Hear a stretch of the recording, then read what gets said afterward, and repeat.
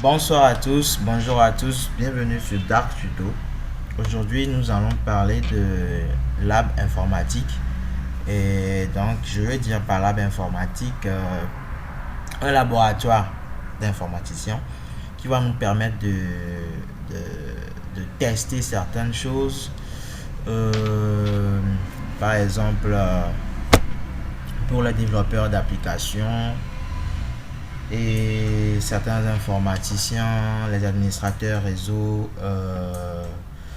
et comment dire, les as de la cybersécurité et tout. Donc du coup, on va parler aujourd'hui de la création de son laboratoire informatique et nous allons voir les différentes plateformes d'hyperviseur. Donc, c'est quoi l'hyperviseur en fait? L'hyperviseur, c'est un système qui permet de virtualiser certains systèmes en fait. Donc, au cas où nous n'avons pas, par exemple, 2 ou bien 3 machines pour faire certains tests, il est possible de virtualiser une machine grâce à un hyperviseur pour pouvoir faire ces tests-là. Et tout ce qui se passe sur la machine virtuelle n'aura aucun effet sur la machine physique. Tout est virtuel en fait. Donc, vous pouvez tester des applications et autres, essayer des configurations, apprendre aussi surtout. Puisque, par exemple, dans le cas de la version de Windows 11 qui était sortie, en mode, par exemple, en mode insider, on prévient que la version n'est pas encore stable. Donc, il y a certains testeurs, eux, ils utilisent ça sur leur machine et ils relèvent les bugs et les erreurs de code et tout ça là pour qu'on puisse revoir les codes au fait et appliquer des modifications. Donc, du coup, ce qui fait que, par exemple, quand un nouveau système Windows sort, par exemple, vous serez capable de pouvoir tester ce système pas directement sur votre machine en fait. Donc vous pouvez le tester sur un système virtuel pour voir le comportement, comment ça fait, comment ça réagit, qu'est-ce qui manque avant de pouvoir l'installer sur votre ordinateur directement. Parce que si la version Windows est instable et que vous l'installez directement, vous allez subir toutes les instabilités au fait du système. Donc du coup, on va voir ce que c'est que la virtualisation, les plateformes, les différentes plateformes et peut-être voir cette petite configuration au niveau de l'hyperviseur. Donc du coup, les différentes plateformes d'hyperviseur que je connais, il y a tout d'abord ce qui est intégré à Windows lui-même, qui est l'Hyper-V. Il y a VirtualBox et VMware Workstation. Donc du coup, avec la version VMware Workstation, c'est un peu plus stylé, je peux dire, mais c'est payant en fait. Donc vous aurez à utiliser peut-être pour la version gratuite, c'est-à-dire pour un certain temps, et après vous aurez besoin d'une licence. Mais avec VirtualBox, c'est totalement gratuit, open source au fait, quoi. C'est du gratuit total. Donc vous pouvez l'utiliser autant de fois que vous voulez et comment vous voulez sur une longue durée au fait. Donc ici je vais vous proposer d'utiliser l'hyperviseur de Windows 10 lui-même ou bien de Windows lui-même. Donc pour ce faire, nous allons voir si l'hyperviseur est activé par défaut sur notre système ou bien il faudrait l'activer nous-mêmes. Donc du coup, on va tout simplement faire une petite recherche en tapant hyper. Ouais, bon, déjà que j'ai tapé i ou bien un truc comme ça. Donc voilà, gestionnaire Hyper-V. Donc du coup, il se peut que ça n'apparaisse pas chez tout le monde. Il se peut que ça n'apparaisse pas chez tout le monde parce que la plateforme d'hyperviseur n'est pas activée. Donc du coup, pour l'activer, nous allons faire ceci. Un clic droit sur le petit logo Windows. Ouais, je vais ici. Application et fonctionnalités.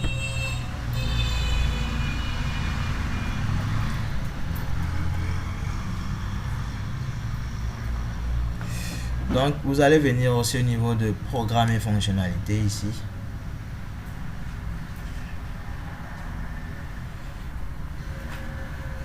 et vous allez voir activer ou désactiver des fonctionnalités Windows. Vous cliquez dessus. Donc je vais réduire ceci, bien peut-être même le fermer. Donc vous allez voir cette petite fenêtre qui va s'ouvrir et attendre à ce que les composants chargent. Je te ferme d'abord. Je te ferme aussi.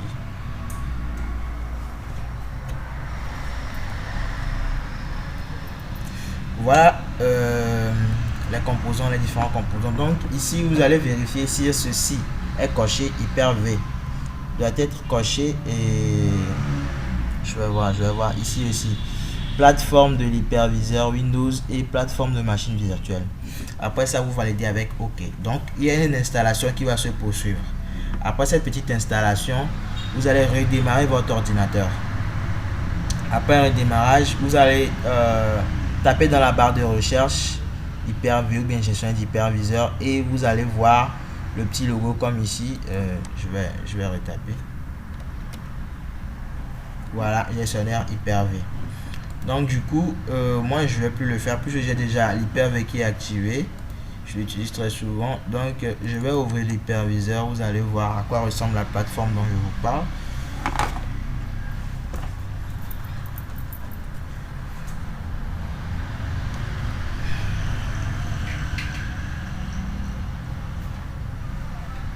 Donc on va attendre un petit instant pour voir.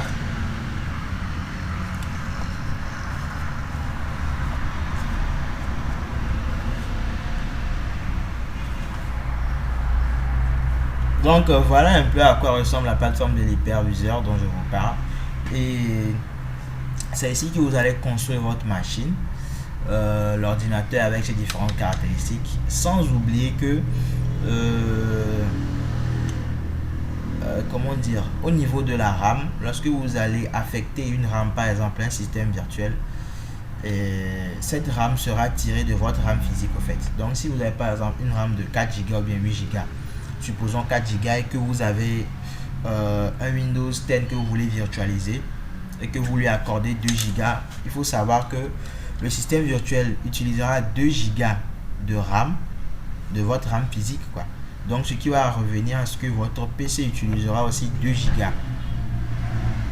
Donc du coup au niveau de la RAM, il faut faire très attention à ne pas trop accorder de RAM au système virtuel par rapport au système physique. Parce que c'est le système physique qui arrive à gérer le système virtuel aussi, en quelque sorte. Donc du coup, si le système virtuel a plus de RAM que le système physique même, il y aura des bugs. Puisque le système physique ne pourra plus gérer la virtualisation. Donc, il va sûrement planter. Et peut-être, bon, vous allez perdre certaines données, on ne sait jamais. Donc du coup, il faut faire très attention au niveau de l'espace de la RAM que vous accordez à votre ordinateur virtuel. Donc du coup, il y a le mode en ligne et le mode hors ligne. C'est-à-dire quoi? Par exemple, quand je suis en création rapide, ici, on n'aura plus besoin d'images ISO que nous allons télécharger, mais ce téléchargement se fera en ligne. Donc, il y aura une petite fenêtre qui va s'ouvrir. Est-ce que j'ai cliqué même? Ah, je vois. Il y aura une petite fenêtre qui va s'ouvrir, qui va nous proposer certains systèmes qui seront téléchargés en ligne, en fait, directement en ligne. Et donc, lorsque les systèmes seront téléchargés, vous allez juste faire la configuration et continuer le travail. Mais il y a une autre option où, lorsque vous avez déjà les images ISO du système que vous voulez virtualiser, par exemple, ici, nouveau, vous aurez la possibilité de virtualiser un ordinateur virtuel ou bien un disque dur ou soit une disquette. Donc ici, avec créer un ordinateur virtuel par exemple, en mode création rapide, vous allez voir, il est en train de charger. Donc il faudrait que vous soyez connecté pour pouvoir avoir accès à cette propriété-ci. Donc du coup, il va charger un petit instant pour trouver certains systèmes en ligne, directement en ligne.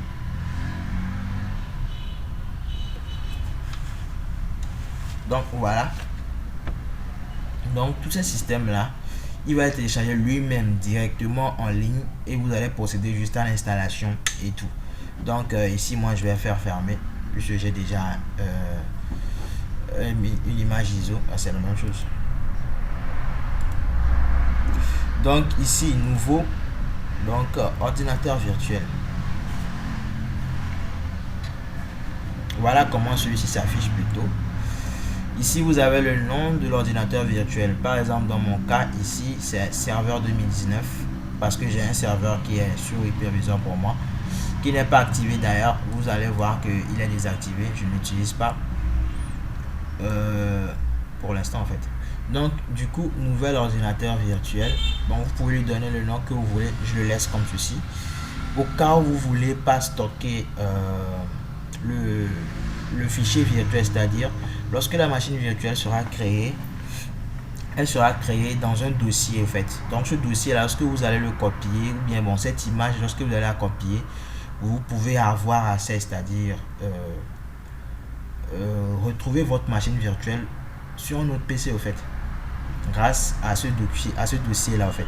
Donc du coup voilà le dossier par défaut, c'est dans programme data Microsoft Windows Hyper-V que cela sera stocké. Mais lorsque vous voulez le mettre dans un autre dossier, donc vous allez cliquer sur stocker pour activer et en fait aller retrouver, c'est-à-dire excusez-moi, et lui indiquer le chemin du dossier dans lequel vous voulez stocker cette image virtuelle et autres. Donc du coup vous allez faire suivant. Bon, moi je vais pas changer, le suivant. Donc il y a la génération 1 et la génération 2. La génération 1 prend en charge les systèmes 64 bits et 32 bits, et la génération 2 prend uniquement le système 64 bits UEFI. Donc du coup on fait suivant. Un instant, je fais génération 2 moi. Je fais suivant. Maintenant je vous parlais tantôt de la RAM. Donc voilà, par défaut il me donne 1024, ce qui fait 1 giga de RAM. Donc du coup à vous de faire le calcul si vous voulez donner 2 giga, 4 giga, 8 giga,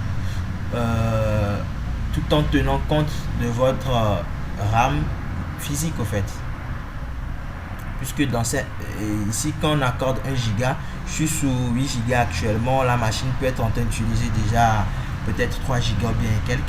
Donc lorsque je vais lui assigner 1 giga, par exemple ici je laisse 1 giga, je mets sur suivant. Je vais vous expliquer, on va revenir par rapport au truc de la RAM dans un instant. Ici le mode de connexion, donc du coup il y a la possibilité de mettre sa machine virtuelle et sa machine physique en réseau via un commutateur virtuel au fait. Et il y a la possibilité de créer un réseau virtuel intérieur, c'est-à-dire qu'il y aura un réseau virtuel pour les machines virtuelles même. Il y a cette possibilité, et il y a la possibilité que la machine ne soit pas connectée du tout. Donc ici je peux laisser sur non connecté ou bien sur connecté. Bon, ça dépend. Ici par exemple au niveau de mon nouveau commutateur virtuel, c'est un réseau virtuel aussi, un réseau virtuel pour les machines virtuelles, donc il n'y aura pas internet. Mais au niveau de mon default switch, la machine virtuelle sera directement connectée en réseau avec ma machine physique, donc du coup elle aura accès à internet. Donc je laisse sur non connecté, pas de souci. Je fais suivant. Maintenant le nom de l'ordinateur virtuel, c'est-à-dire le fichier virtuel, par exemple l'ordinateur que nous allons créer s'appelle nouvel ordinateur virtuel, donc je peux laisser le nom en nouvel ordinateur virtuel, même vous pouvez le changer et tout. Au niveau de taille 127 Go, bon vous pouvez laisser, le plus souvent moi je laisse. Vous avez par exemple ici, si vous avez, comme je vous le disais, vous pouvez récupérer un système virtuel, c'est-à-dire le dossier du système virtuel. Et par exemple si vous avez récupéré et que sur cette machine vous voulez avoir accès, donc vous allez plutôt utiliser un disque virtuel existant, et donc vous allez aller chercher donner le chemin d'accès à votre disque virtuel, c'est-à-dire le dossier au fait. Donc ici on n'a pas cela, donc on vient se créer un disque virtuel et on fait suivant. Ou soit il y a cette possibilité d'attacher un disque virtuel ultérieurement C'est-à-dire pour l'instant on ne crée pas de disque virtuel, mais on va le faire juste après. Mais bon, dans ce cas-ci, on le fait directement. Donc on fait suivant. Maintenant que nous allons faire suivant, il y a la possibilité d'installer le système après, d'installer le système directement avec les images ISO. Donc on fait ceci, installer un système directement. Vous allez voir, donc vous lui montrer le chemin où votre système ISO est, mais pour l'instant nous n'allons pas en parler. Donc installation, installer un système, voilà, et suivant. Donc ici on a un petit récapitulatif des configurations de notre ordinateur virtuel. Son nom c'est nouvel ordinateur virtuel et sa génération de mémoire 1024, 1 Go, réseau il est non connecté, disque dur, le chemin d'accès du disque dur et le système d'exploitation serait installé ultérieurement. Donc on fait terminer et vous attendez la fin des configs.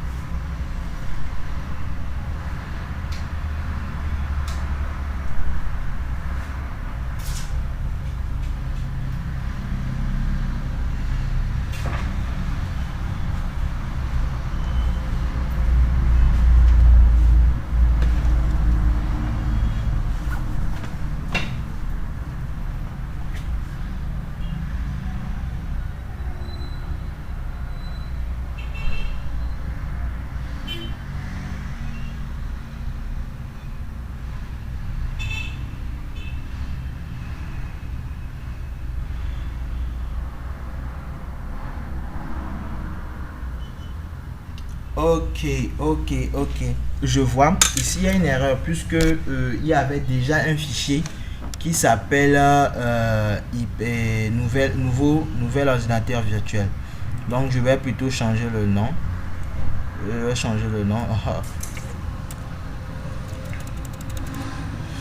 Je mets un nouvel or et je fais suivant. Je fais aussi suivant, terminé.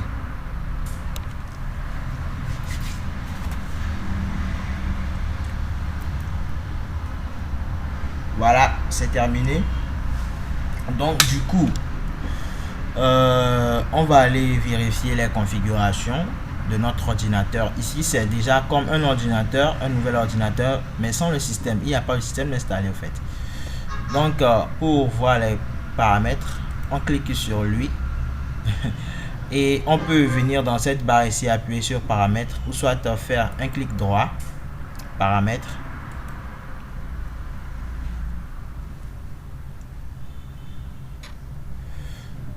Donc voilà, maintenant on va ajouter un contrôleur, une carte réseau, un adaptateur fibre, mais celui-ci non, contrôleur SCI si on veut, au cas où on veut ajouter, mais déjà on a déjà le disque dur qui est ici, la carte réseau on va rien changer, les processeurs on va rien changer, la mémoire au cas où vous voulez changer ou bien augmenter, vous pouvez augmenter, mais comme je le disais, il faut toujours tenir compte de votre mémoire physique. Donc démarrage sécurisé, il y a le TMP qui peut être activé, le fameux TMP2 ou bien le TMP1, bon ici peut-être qu'il sera en 1, il y a le TMP2 de Windows 11, possible de l'activer, bon on va rien toucher d'autre. Le nom de l'ordinateur virtuel, il s'appelle ordinateur virtuel, service d'intégration, arrêt, échange de données, tout, les points de contrôle. Donc il y a des points de contrôle qui peuvent se créer, c'est-à-dire des sauvegardes au fait quoi. Comme ça lorsque vous venez, vous pouvez reprendre directement vers là où vous avez arrêté, ou bien un démarrage complet. Donc système de pagination, action démarrage démarrer automatiquement s'il était en cours d'exécution au moment où le service était arrêté. Donc bon, maintenant tout est prêt et voilà à peu près un peu ce que nous avons au niveau de l'hyperviseur. Donc ici par exemple vous allez voir l'ordre de démarrage, un peu comme lorsqu'on veut faire un boot dans le BIOS.